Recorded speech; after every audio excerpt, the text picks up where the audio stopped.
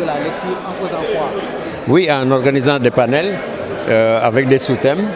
Vous venez d'écouter la leçon inaugurale et les discours du représentant du ministre de la jeunesse, des sports et de la culture. Et la leçon inaugurale nous a montré des pistes par rapport à ce que nous devons faire et ce que nous devons faire évoluer. C'est très important.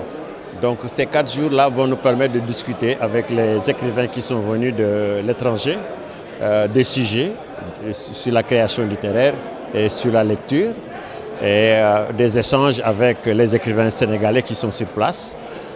Ça va être des moments très riches, des moments extraordinaires de création littéraire, d'imagination.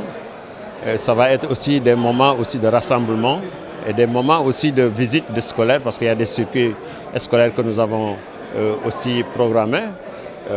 Ça va être aussi des remises de prix, ça va être beaucoup d'activités littéraires autour de ces 4 La lecture jours. aujourd'hui délaissée au profit des nouvelles technologies. Qu'est-ce que vous avez mis concrètement en place pour convaincre les jeunes? Oui, moi je pense que la lecture, elle est toujours là. Il suffit de la pousser.